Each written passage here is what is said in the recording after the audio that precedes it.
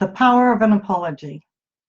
Have you ever said something with the best of intentions, your intentions, and maybe not theirs, and in a way that actually offended?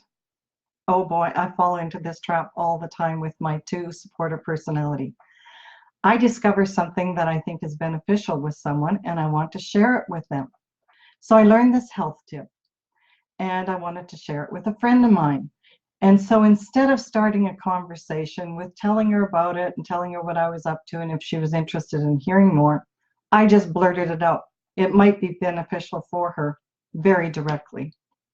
And I saw that how she reacted. She kind of reacted and pulled back, but instead of immediately saying, I'm sorry, I just kept going with it to try and make it better. Have you ever done that? Oh boy, this damn helping pattern that keeps coming up for me. I didn't see her often, and it kept niggling at me for a number of reasons. First of all, I knew that I had embarrassed her. And so what do we often do when we know we're in the wrong? We justify. So I justified, well, I wouldn't have been offended, and I know that I wouldn't have been. I would have asked for more information. And another justification was, well, she knew my intentions were just to help, but it still offended her. And it kept niggling at me and niggling at me. I should have talked to her, I should have called her, but again, I just kept justifying, and the universe kept nudging me. And so I saw her a couple of times, and I just didn't bring it up. Like to, what we like to do is sweep it under the rug, pretend everything's okay. But I could still feel it was between us. Here's the fascinating thing. For the last couple of days, she's been coming into my thoughts. And I've been wondering what's going on with her. Why is she in my thoughts? Is she stressed? I need to connect with her. Lo and behold, I go to a function and there she is. And so finally the long-awaited apology comes. And I can't remember exactly what I said because it came out in a whoosh again. But I said something like, I'm so sorry that I offended you. And I should have apologized right away. And she said, well, it did take me back. And very generously, an apology is all that I needed. To which I said it was way too long in coming. And the energy between us was released.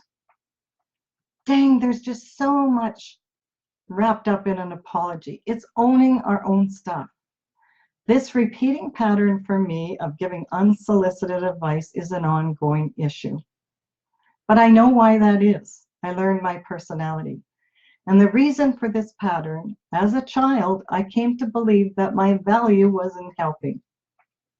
And so this unconscious pattern pops up for me all the time, and I am working on it. Every personality has their own pattern and traps that comes up for them. The one factor has very stringent rules, and they believe if everyone followed their rules, it would be a much better world. The 3 achiever, they focus on work to succeed, and often they become workaholics. The 4 expressors have large emotions, and sometimes when they share those, it affects others. The 5 contemplators have a need for their own space and time, and so they can withdraw. And the 6 questioners, well, they manage their anxiety. They're the most anxious of types. The 7 optimister, they love spontaneity, but sometimes that has consequences. 8 asserters have big energy, and so they can, sometimes other people feel they're being controlled. And the 9 peace seeker, well, they're just so nice, but they give mixed messages. I'm getting so much better at apologizing and giving it quickly. And it's a relief when I do that, and I'm working on them sooner. We will always have issues of offending others because every personality has different values. Your apology might not be well received, and I'm thankful that in this case it was well received. However, there is growth in offering it, no matter what the outcome. If you would like more information on personalities, I have a free quiz on my website, eileenhead.com. I'm the Relationship Whisperer.